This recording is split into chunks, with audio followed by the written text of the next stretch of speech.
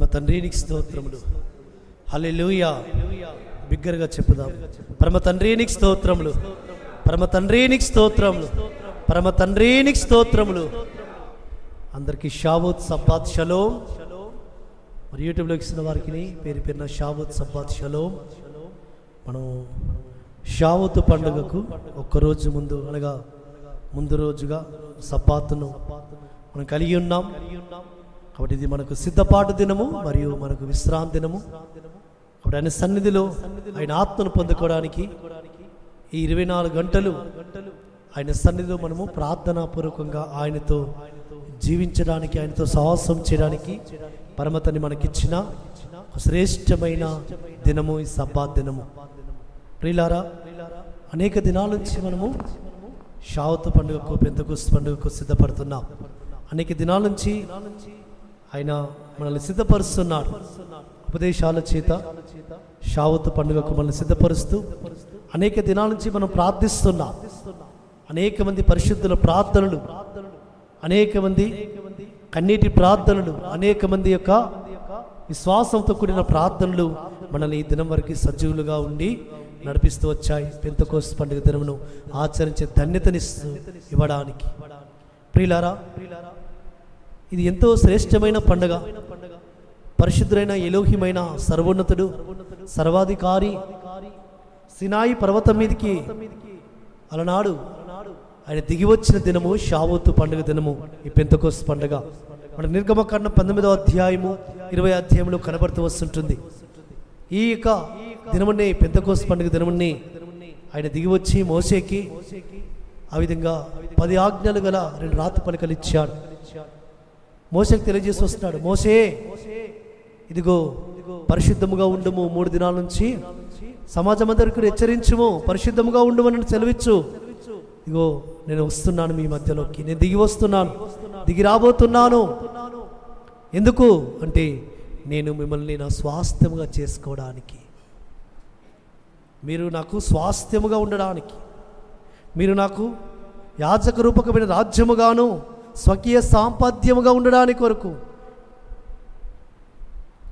చూడండి, ఈ పెంతెకోస్తు పండుగ మామూలు పండుగ కాదు సుమా. ఈ లోకంలో వేరే వేరే వారు వేరే పండుగలు ఆచరిస్తున్నారు.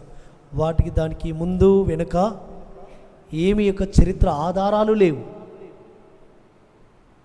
ఏవి కూడా ఈ విధంగా గ్రంథంలో రాయించి పెట్టి, ఈ పరిశుద్ధ గ్రంథంలోని యొక్క ప్రవక్తల చేత పలికింపబడిన అనేక సంవత్సరాల ముందుగా నుంచే ఈ పండుగ ఆచరిస్తున్నట్టుగా ఆనవాళ్ళు మనకు కనబడుతూ వస్తుంటుంటాయి. యాషువ మెస్సయ్య ఆయన ఆచరించి, ఆయన శిష్యుల చేత ఆచరింపజేసి అపొస్తలుల కార్యం అంతా కూడా చూసుకుంటుంటే వారు ఆత్మతో నింపబడిన తర్వాత ఏ విధంగా వారు నడుస్తూ వచ్చారు అవన్నీ కూడా మనం చూసుకుంటుంటే ఈ పెంతెకోస్తు పండుగ యొక్క విశిష్టత, ఆవశ్యకత మనకు తెలియపరచబడుతుంది. ఇదంతా నేను ఇక మెసేజ్లోకి వెళ్ళక ముందుకు పండుగ యొక్క ఆవశ్యకతను తెలియపరిచి వస్తున్నాను. ఇక మనం మెసేజ్లోకి వెళదాం. ఒకసారి చదువుకున్న లేఖన భాగంలోకి వెళదాం. పరిశుద్ధ గ్రంథంలో నుంచి 2 కొరింథీ రాసిన పత్రిక 3వ అధ్యాయము 17వ వచనం, 17th వర్డ్. 2 కొరింథీ 3:17. ఎలోహిమే, చదవండి అక్క. ఎలోహిం ఆత్మ, ఎలోహిమే ఆత్మ, ఎలోహిం యొక్క ఆత్మ ఎక్కడ ఉండునో, ఎలోహిం యొక్క ఆత్మ ఎక్కడ ఉండునో అక్కడ స్వాతంత్రము ఉండును, అక్కడ స్వాతంత్రము ఉండును. చాలా ప్రార్థన చేసుకుందాం. మన మధ్యలో ఉన్న వాసుబా ప్రార్థన చేయాలని కోరుతూ వస్తుంటున్నాం.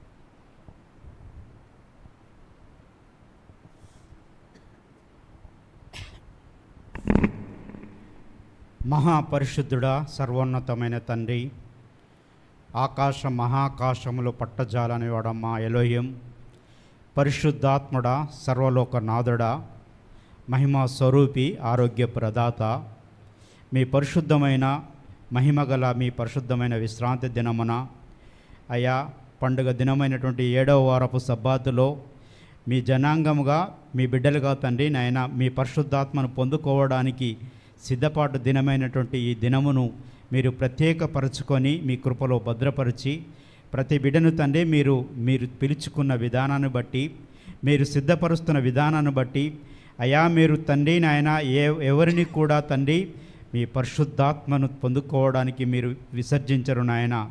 కానీ మా పాపములు, మా అపరాధములు, మా దోషములే అయా మీ యొక్క ఆత్మను పొందుకోలేకపోతున్నాము. అందును బట్టి మమ్మల్ని అందరినీ క్షమించమని, మరి ఒక్కసారి తండ్రి మా పాపములన్నింటినీ మన్నించమని, మా దోషములన్నింటినీ విడిచిపెట్టి మీకు ఇష్టమైనటువంటి బిడ్డలుగా మీ ఆత్మను పొందుకొని రాబోయే దినాలలో మీ ఆత్మ చేత నడిపించబడుటకు అయ్యా మీ పరిశుద్ధాత్మ కౌగిట్లో తండ్రి మమ్మల్ని భద్రపరచుకోనమని మీకు మొరపెట్టుకుంటున్నాం.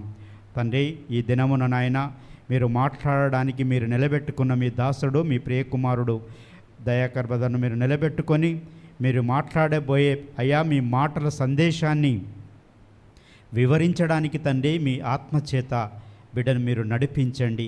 మీ మ్రాను కౌగిట్లో భద్రపరచండి.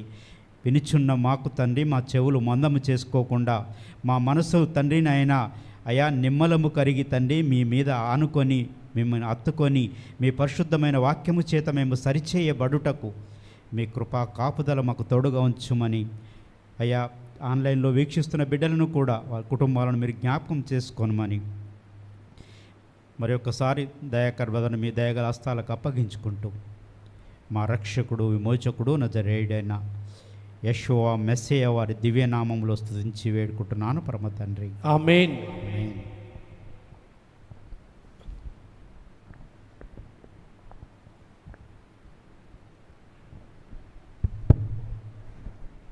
థ్యాంక్ యూ బాబా. చదువుకున్న వాక్య భాగంలో ఎలోహిమే ఆత్మ,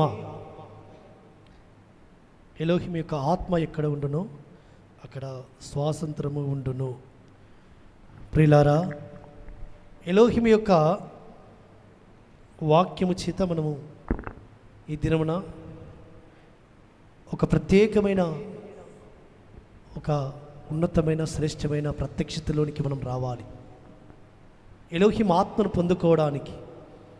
కాబట్టి మనం అనుకుంటుంటాం, అవును ఆత్మ వేరు, ఎలోహిం వేరు అనుకుంటాం. కానీ వాక్యం ఏం సెలవిస్తుందంటే ఎలోహిమే ఆత్మ. ఆత్మను పొందుకోవడం అంటే ఎలోహిమును మనము కలిగి ఉండడము, ఎలోహిము చేత నడిపింపబడము. కాబట్టి అందుకే ఆయన ఏమంటున్నాడంటే ఎలోహిం ఆత్మ చేత ఎందరు నడిపింపబడుదురో వారు ఎలోహిం కుమారులై ఉన్నారు, ఎలోహిం పిల్లలై ఉన్నారు, ఎలోహిం యొక్క స్వాస్థ్యమై ఉన్నారు, ఎలోహిం యొక్క స్వకీయ సాంపాద్యమై ఉన్నారు. ఎలోహిం ఆత్మ చేత ఎవరైతే నింపబడతారో వారు ఎలోహిం యొక్క సొత్తు, ఎలోహిం యొక్క స్వాస్థ్యము, వారు ఎలోహిం యొక్క స్వకీయ సాంపాద్యము. అందుకే ఆయన ఏమంటుంటాడంటే నిర్గమకాండ 19వ అధ్యాయములో ఆ మాటకి వెళదాం ఒకసారి. నిర్గమకాండ 19వ అధ్యాయములో ఆయన మోసెతో సెలవిస్తూ వస్తుంటున్నాడు. శ్రేష్టమైన మాట ఒకసారి మనం విందాం. 19వ అధ్యాయము 5వ వచనము 6వ వచనము.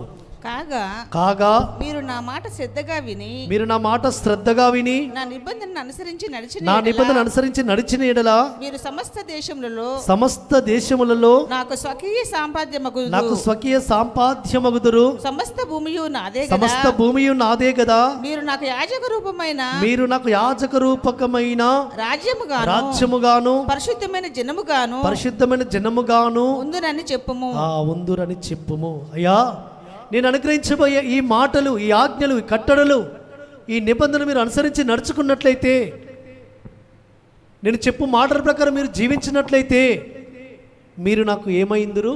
స్వకీయ సాంపాద్యమైందురు. ఆయన యొక్క స్వకీయ అంటే ఆయన స్వకీయంగా ఆయన సంపాదించుకున్న స్వాస్థ్యము మనము. ఆయన ఏమంటాడంటే తన స్వరక్తమిచ్చుకున్న తన స్వకీయ సాంపాద్యము మనము. మనం ఎవరము? ఆయన స్వకీయ రక్తముతో, ఆయన స్వరక్తముతో కొనబడిన సంఘము మనం. అందుకే ఆయన ఏమంటారంటే మీరు నా సొత్తు, నా సొత్తు, నా సొత్తు, నా స్వకీయ సాంపాద్యము అని ఎవరు అనగలుగుతారు? ఎవరంటారు ఈ మాట? మీరు నా సొత్తు అని ఎవరు అనగలుగుతారు? ఆ అధికారం ఎవరికి ఉంది? ఆ యొక్క అధికారం ఎవరికి ఉండగలుగుతుంది అంటే ఎవరైతే వారిని గురించి నిరంతరము పట్టించుకుంటారో, వారి యొక్క బాధ్యతలు తీసుకుంటారో. చూడండి, ఎగ్జాంపుల్ మనం చూసుకుంటుంటే ఈ లోకంలో ఒక భార్య ఒక భర్త బంధము, భార్యాభర్తల బంధము,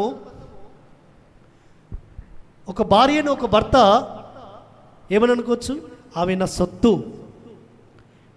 భార్య వేరొకరికి వేరే చూపు చూస్తే భర్త మనసు ఏ విధంగా ఉంటుంది?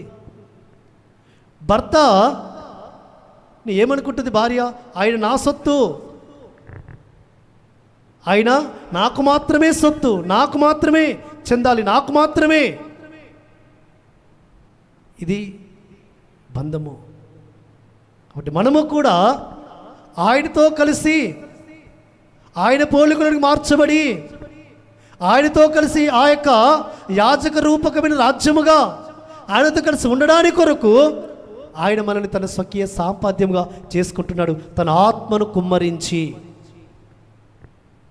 అందుకే అపోస్తలుడైన పౌలు ఈ మాట రాస్తూ వస్తుంటున్నాడు. 2 కొరింథీయులకు రాసిన పత్రిక 3వ అధ్యాయంలో మనం చదువుకున్న వాక్య భాగంలో ఆయన ఇక్కడ ఈ మాట అంటూ వస్తుంటున్నాడు.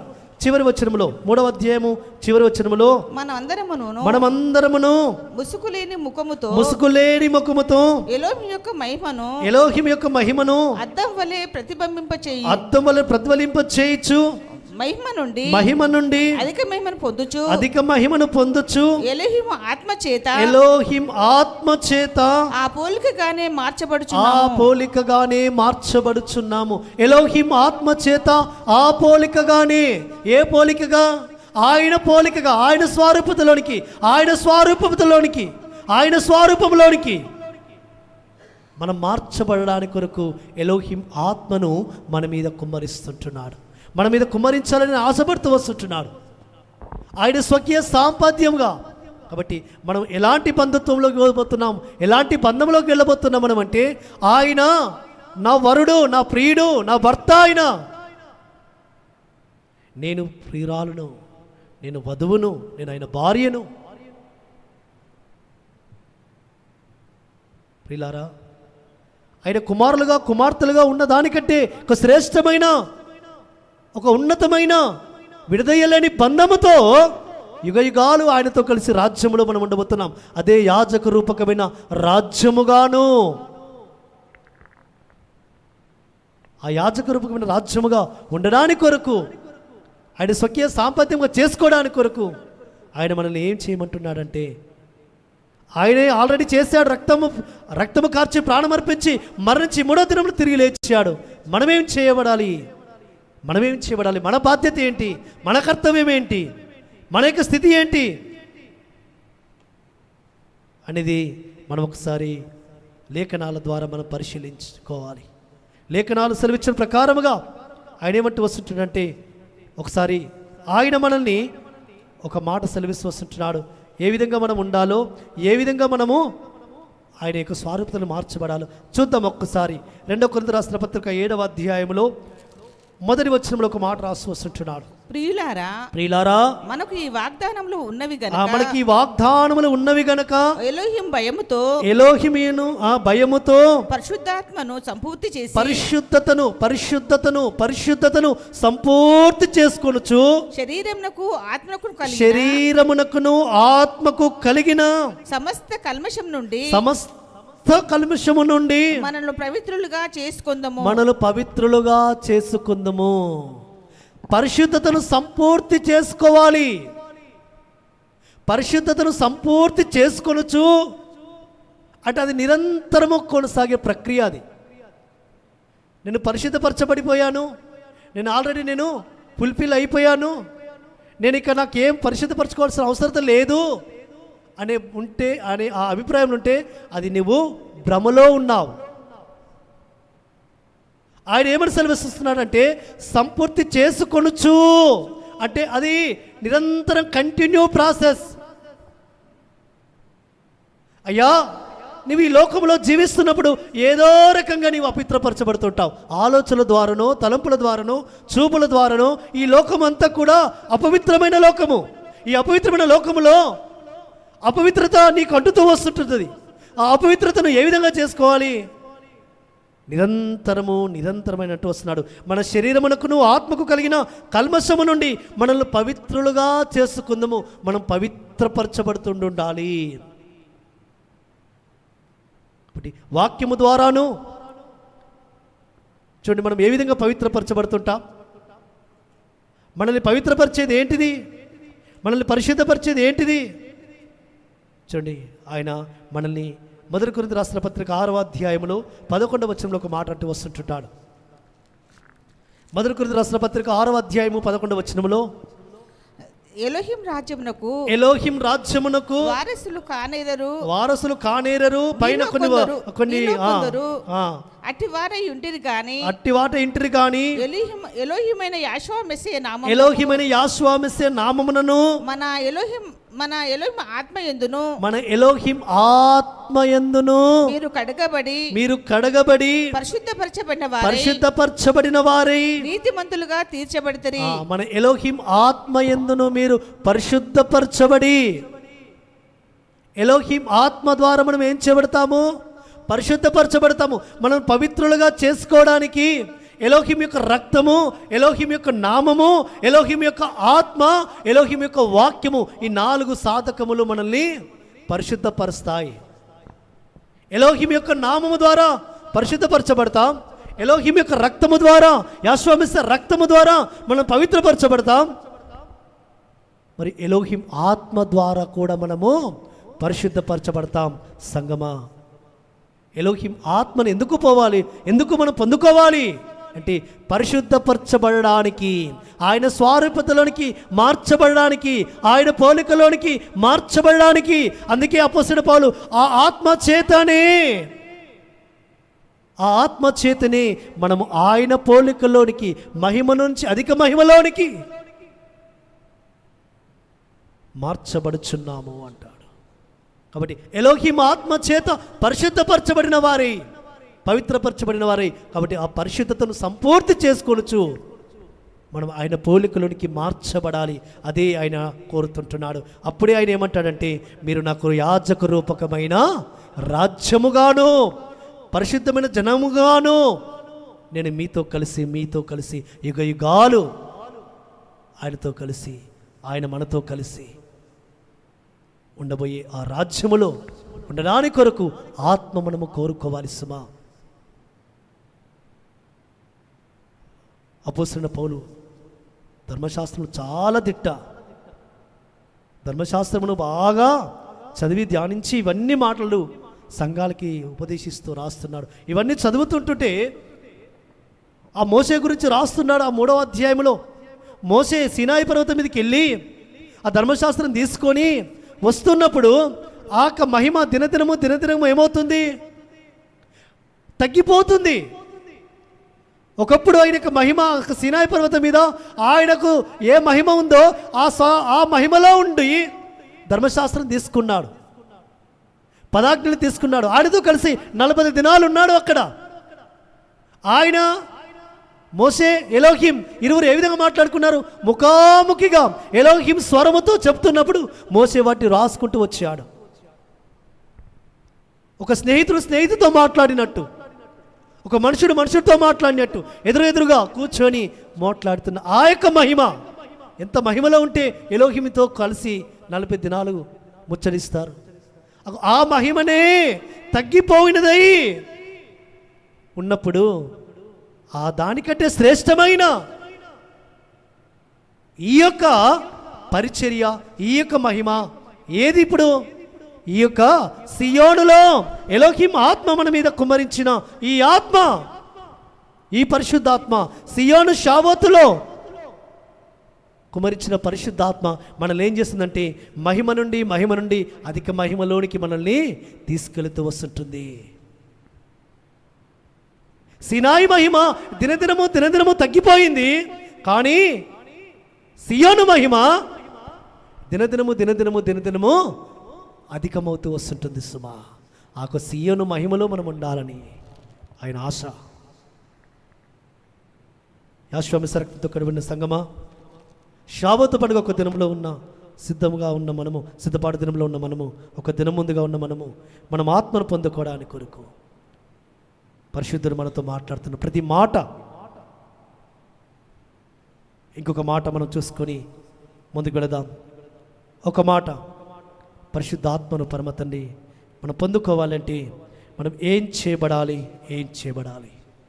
ఎఫెసీయులకు రాసిన పత్రికలో అపోస్తలుడైన పౌలు ఒక మాట రాసి వస్తున్నాడు. ఎఫెసీయులకు రాసిన పత్రిక 4వ అధ్యాయము 30వ వచనం ఒకసారి చదవండి. 4వ అధ్యాయం 30వ వచనం. ఎలోహిం పరిశుద్ధాత్మను దుఃఖపరచకుడి, విమోచన దినం వరకు ఆయన యందు మీరు ముద్రింపబడితే, విమోచన దినం వరకు ఆయన యందు మీరు ముద్రింపబడితే. పరిశుద్ధాత్మను దుఃఖపరచకుడి. పరిశుద్ధాత్మ నా యందు సంతోషిస్తుందా? నన్ను చూసి దుఃఖపడుతుందా? ఒక్కసారి మనల్ని మనం పరీక్షించుకుందాం. ఏ విధంగా దుఃఖపడుతుంది పరిశుద్ధాత్మ? ఎప్పుడు ఏ విధంగా మనమంటే దుఃఖపడుతుంది? పరిశుద్ధాత్మ మనల్ని సమాధానంగా ఉండమని కోరుతూ వస్తుంటుంది. పరిశుద్ధాత్మ మనల్ని ఐక్యంగా ఉండమని కోరుతూ వస్తుంటుంది. 4వ అధ్యాయం మొదటి వచనంలో చదువుతుంటుంటే 4వ అధ్యాయం మొదటి వచనంలో, కాబట్టి మీరు సమాధానమును బంధము చేత ఆత్మ కలిగించు ఐక్యమును అక్క చాలక ఆత్మ ఏం చేస్తుంది? మనల్ని ఐక్యపరుస్తుంది, ఐక్యతలోనికి నడిపిస్తుంది. కానీ మనం ఏమేమి కోరుకుంటాం? నేను వేరుగా ఉండాలి. వేరే ఇండుగోరు ఆత్మ ఎలోహిం ఆత్మ కాదు.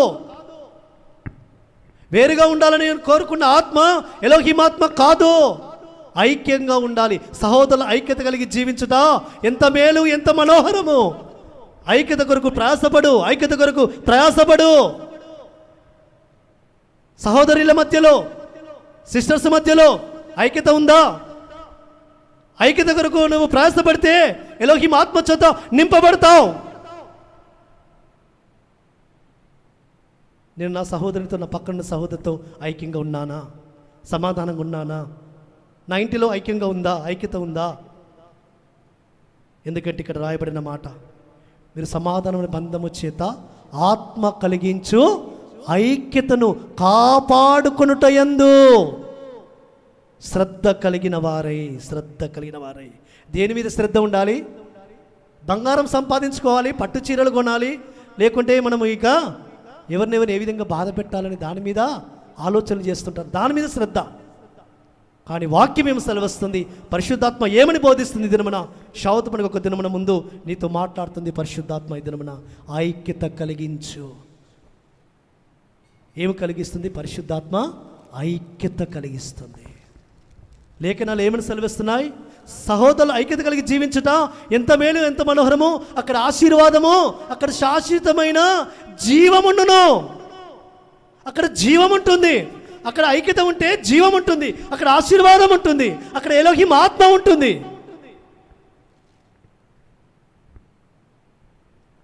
కాబట్టి ఎలోహిం ఆత్మ ఎప్పుడు ఐక్యపరుస్తుంది. సహోదరుల మధ్యలో ఐక్యత దెబ్బతీయడానికి అపవాది దురాత్మ పనిచేస్తుంది. అది దురాత్మ క్రియ, అది దురాత్మ ప్రక్రియ, అది దురాత్మ పనిచేస్తుంది నాలో. ఆ దురాత్మను నేను వెలగొడతాను, ఆ దురాత్మను పంపించి వేస్తాను. ఈ పరిశుద్ధాత్మ సహాయము చేత పరిశుద్ధాత్మ నాలో నింపుకొని ఆ దురాత్మను వెలగొడతాను నాలో నుండి అని నీవు ఈ దినమున తీర్మానించుకుంటే, ఈ దినమున నీవు ఆయన సన్నిధిలో ప్రార్థిస్తే, ఆ పరిశుద్ధాత్ముడు నీలో ఉండి నిన్ను ఆయన పోలికలోనికి మార్చుకోవడానికి నేను ఒక పాత్రగా నేను నిలబెట్టుకుంటాడు. ఆయన నీవు స్వకీయ సాంపాద్యం అవుతావు. ఆయన సొత్తుగా మార్చబడతావు. ఆయన పోలికలోనికి మార్చబడతావు. ఆయన యొక్క మహిమలోనికి నువ్వు మార్చబడతావు. ఐక్యత దెబ్బతీయడానికి ప్రయత్నిస్తుంటుంటే దురాత్మతో నింపబడుతున్నట్టు, దురాత్మతో నడిపింపబడుతున్నట్టు, దురాత్మతో సావాసం చేస్తున్నట్టు. ప్రియమైన సంగమా, ఎందుకంటే ఐక్యత కొరకు ఏం చేయబడాలి? నేను ఐక్యంగా ఉండాలంటే అదే 3వ వచనంలో రాయబడుతుంది. ఎఫెసీ 4వ అధ్యాయం 3వ వచనంలో, ప్రేమతో ఒకరినొకడు సహించుచు. ఐక్యత కాపాడుకోవాలంటే కొన్ని సహించాలి, సహనం ఉండాలి. సహనము ఎక్కడ ఉంటుందో, ఎక్కడ శాంతి ఉంటుందో, ఎక్కడ ప్రేమ ఉంటుంది. ప్రేమ ఏం చేస్తుంది? సహించేటట్టు చేస్తుంది. ఆత్మ ఫలాలలో ప్రేమ ఒకటి. మనం చదువుకుంటుంటాం, గలతీ 5:20 అంటుంటాడు అపోస్తలుడైన పౌలు గలతీ సంఘానికి, ఆత్మ ఫలాలు ఏమనగా ప్రేమ, సమాధానము, అవన్నీ మనం చదువుతాం, అందరికీ తెలుసు. అవి ఇక్కడ కూర్చున్న వారు కానీ, యూట్యూబ్లో వీక్షిస్తున్న వారు కానీ అందరికీ తెలుసు. కానీ ఆ ప్రేమలో సహనం ఉంది. మనం ఓర్చుకోం. ఒక సహోదరుడు, ఒక సహోదరి ఒక మాట అంటే ఓర్చుకోము, సహించము. సహించిన వారే ఎలోహిం ఆత్మతో నింపబడతారు. సుబా, ఓర్చుకున్న వారే ఎలోహిం ఆత్మ చేత నింపబడతారు. ఎందుకంటే సహించిన వారిని ఆయనతో కలిసి రాజ్యము చేయబోవడానికి ఆయన తీసుకుని వెళ్ళబోతున్నాడు. సహించిన వారు ఆయనతో కూడా ఏలబోతున్నారు. ఏలే స్థితిలోనికి వారు నడిపించబోతున్నాడు. తండ్రి, నీలో సహనము లేదా? ఇద్దరు సరిదిద్దుకో. సహనము కొరకు పరీక్షిస్తాడు పరమ తండ్రి. ఎంతగా పరీక్షిస్తాడంటే అంతగా పరీక్షిస్తాడు. ఆ సహనము నీలో ఉండడానికి కొరకు పరమ తండ్రి పరీక్షిస్తున్నాడేమో ఎదుటి వ్యక్తి నుంచి. అది నువ్వు కోల్పోతివా, ఎలోహిం ఆత్మను కోల్పోతావు. జాగ్రత్త సుమా. ఇంకొక మాట, ఆయన సన్నిధిలో ఆయన యొక్క ఆత్మచిత మనం నింపబడానికి, ప్రేమైన సంగమా, ఆ పరిశుద్ధాత్మ తండ్రి మనల్ని ఇంకొక మాటతో ఆయన హెచ్చరిక చేయాలని ఆయన ఆశపడుతూ వస్తుంటున్నాడు. గలతీ రాసిన పత్రిక 5వ అధ్యాయం, 6వ అధ్యాయంలోకి వెళదాం. 6వ అధ్యాయంలో ఒక మాట రాస్తూ వస్తుంటున్నాడు. 6వ అధ్యాయము 8వ వచనము. 6వ అధ్యాయము 8వ వచనము. ఎలాగనగా తన శరీరేచ్ఛలను బట్టి విత్తువాడు తన శరీరము నుండి క్షయమను పంట కోయును. ఆత్మను బట్టి విత్తువాడు ఆత్మ నుండి నిత్య జీవము పంట కోయును. ఆత్మ నుండి నిత్య జీవమును పంట కోయును. నువ్వు ఆత్మ అనే నిత్య జీవమును కలిగి ఉండాలి. ఆత్మతో నింపబడాలి అంటే ఏమి విత్తాలి? ఆత్మ సంబంధమైన వరములు కలిగిన వాడవై ఆత్మ ఫలాలు ఫలిస్తూ ఆత్మ సంబంధమైన విత్తనము విత్తాలి. ఆత్మ సంబంధివై ఉండాలి. కాబట్టి ఆయన ఏమంటూ వస్తున్నాడు? శరీరం నుండి క్షేమను పంట కోస్తావు. శరీరేచ్ఛల నుండి. శరీరేచ్ఛలు ఏంటో 5వ అధ్యాయము, గలతీ 5వ అధ్యాయము 19వ వచనంలో రాస్తూ వస్తుంటున్నాడు ఆయన. ఇగో ఈ విత్తనము నీలో ఉందా? శరీర కార్యములు స్పష్టమైనవి. అవేమనగా జారత్వము, అపవిత్రత, కామకత్వము, విగ్రహారాధన, అభిచారము, ద్వేషములు, కలహములు, మత్సరములు, క్రోధములు, కక్షలు, భేదములు, విమతములు, అసూయలు, మత్తతులు, అల్లరితో కూడిన ఆటపాటలు. ఈ లోకం ఎప్పుడు ఏం కోరుకుంటుంది? అల్లరితో కూడిన ఆటపాటలతో ఎంజాయ్మెంట్. ఎక్కడైతే అల్లరితో కూడిన ఆటపాటలలో నువ్వు పార్టిసిపేట్ అవుతున్నావో పరిశుద్ధాత్మ నీ యందు దుఃఖపడుతుంటుంది సుమా. అల్లరితో కూడిన ఆటపాటలకు నువ్వెంత దూరముగా ఉంటే అది ఏ విధంగా ఫోన్లలో కానీ టీవీలలో కానీ రకరకాల అవన్నీ ఎంజాయ్మెంట్ కొరకు వస్తుంటుంటాయి. అవి నువ్వు చూస్తూ సమయాన్ని వెయిట్ చేస్తుంటుంటే పరిశుద్ధాత్మ నీలో ఉండి దుఃఖపడుతుంటుంది. అందుకే పరిశుద్ధాత్మను దుఃఖపరచకుడి. ఏ విధంగా దుఃఖపరుస్తున్నాం? శరీరేచ్ఛలు, శరీరం కోరుకుంటుంటుంది. ఆ ఎంజాయ్మెంట్ చేయి. లోకములో ఉన్న ఎంజాయ్మెంట్ నీలో కూడా ఉండాలి. ఆ ఎంజాయ్మెంట్ నీలో ఉంటే, లోకంలో ఉన్నది నీలో ఉంటే పరిశుద్ధాత్మ నీదు దుఃఖపడుతుంది. ఒకటి, నీలో ఉన్న వెలుగు, నీలో ఉన్న పరిశుద్ధాత్మ ఇతరులకు కనబడాలి, కానీ లోకంలో ఉన్న ఆ యొక్క ఆటపాటలు నీలోకి రాకూడదు. నీలో ఉన్న వెలుగు అనేకులకు వెలగాలి, అనేకులకు వెళ్ళాలి, అనేకులు తెలుసుకోవాలి. నీలో ఉన్న ఆ యొక్క మహిమ అనేకులు కనబడాలి, అద్దం వల్ల మనం ప్రజ్వలింప చేయాలి. ఆయన యొక్క మహిమను ప్రజ్వలింప చేయాలి. ఆయన యొక్క సన్నిధి కాంతిని మన ముఖంలో ప్రజ్వలింప చేయాలి. ఆయన పరిమళ సువాసన మనం వెదజల్లాలి. ఆయన యొక్క రక్షణ సువార్తను మనం ప్రకటించే వారముగా మన ముఖ కలయికలో కనబడాలి. కాబట్టి ఈ లోక సంబంధమైన ఆట పాటలతో నువ్వు ఎంజాయ్మెంట్ చేస్తుంటే పరిశుద్ధాత్మని ఎందుకు దుఃఖపడుతుంటుంది సుమా. అది ప్రేమిన సంగమా, పరమ తండ్రి ఏమని కోరుతూ వస్తున్నాడంటే, వాటికి ఇంకా అవి నీలో స్థానం ఉందా, అవి దినమున తీసివేసుకో. ఈ సిద్ధపాటు దినమున నాలో అయ్యా ఈ ఆట పాటలకు సంబంధించినవి నాలో ఉన్నాయి. ఈ దురాభిమాన పాపం నుంచి నన్ను బయటకు రప్పించు, నన్ను బయటకు విడిపించు. నీ ఆత్మ అయితే నేను ఎక్కడికి పారిపోలేనయ్యా. దావీదు అంటుంటాడు, అయ్యా నీకు ఆయాసకరమైన మార్గము నా యందున్నదేమో, నన్ను పరీక్షించుము, పరిశీలించుము. నీ చిత్తానుసారంగా నడిపించుటకు నీ దయగల ఆత్మ సమభూమి గల ప్రదేశమందు నన్ను నడిపించునుగాక. ఈ ప్రార్థన నీవు కూడా కలిగిన వాడిగా ఉండాలి. ఈ ప్రార్థన నీవు కూడా చేసేవాడిగా ఉండాలి. అయ్యా నీకు ఆయాసకరమైన మార్గము, నీకు ఆయాసకరమైన చూపులు, నీకు ఆయాసకరమైన ఆటపాటలు, నీకు ఆయాసకరమైన ఏది నాలో ఉండకూడదు అయ్యా. ఉండకుండా నాలో తీసివేయి, ఆ బీజము తీసివేయి, ఆ శరీరం అనే బీజ తీసివేయి. నాలో ఆత్మ అనే బీజం ఫలించాలి. కాబట్టి దావీదు యొక్క మాట ఒకసారి చదువుకుందాం రండి. సార్ దావీదు ఏమంటున్నాడు 139వ కీర్తనలో?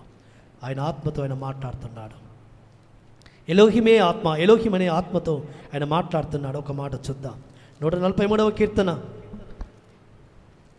10వ వచనంలో ఒక మాట, నీవే నీవే నా ఎలోహిము, నీవే నా ఎలోహిము, నీవే పరిశుద్ధాత్ముడవు, నీవే నా ఎలోహిము, నీ చిత్తానుసారంగా ప్రవర్తించుటకు నాకు నేర్పము, నాకు నేర్పము. దయగల నీ ఆత్మ సమభూమి గల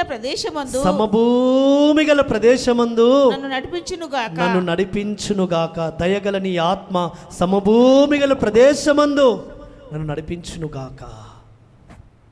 ఆయన ఆత్మ మనం నడిపిస్తుంది, మన స్థితిని మారుస్తుంది. ఆయన ఆత్మ మన మీద కుమ్మరింపబడితే మన స్థితి మార్చబడుతుంది.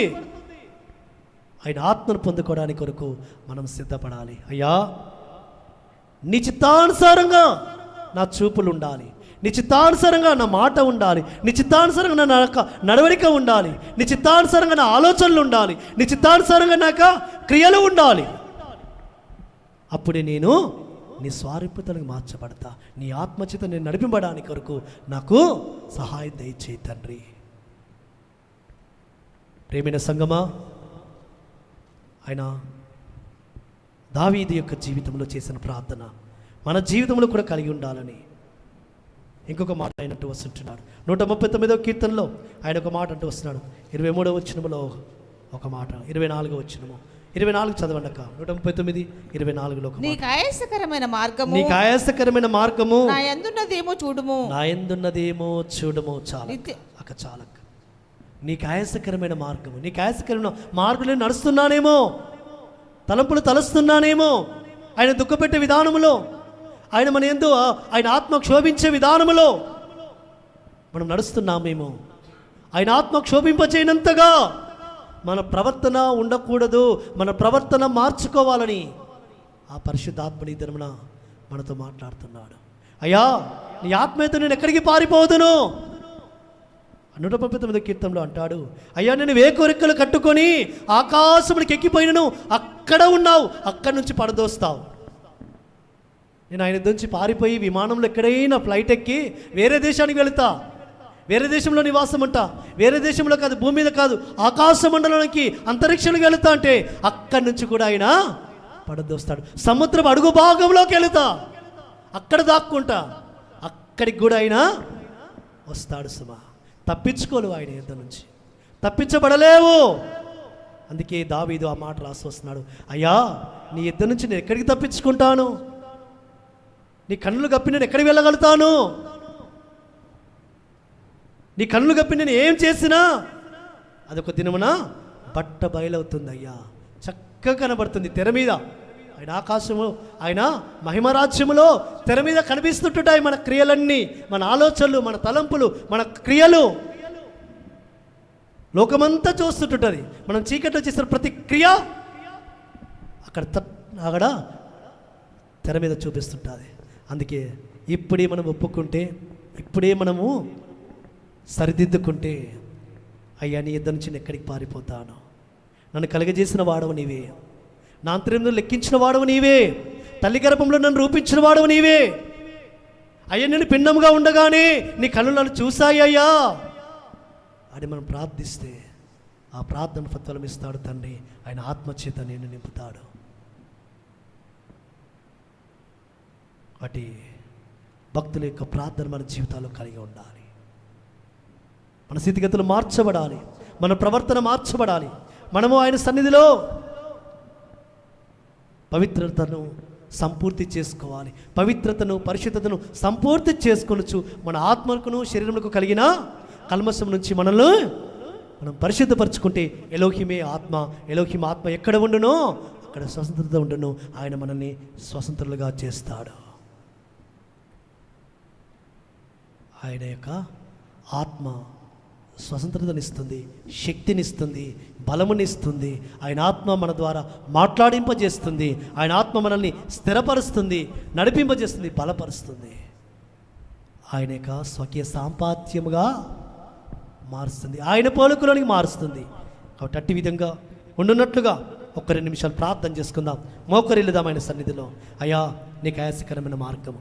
2 నిమిషాలు ఆయన సన్నిధిలో మోకరిల్లుదాం. ప్రియమైన సంగమా, యూట్యూబ్లో ఉన్న వీక్షిస్తున్న వారులారా, పరిశుద్ధాత్మ తండ్రి పెంతెకోస్తు పండుగ ఒక్క దినమున ముందున ఆయన సన్నిధికి మనల్ని నడిపించాడు.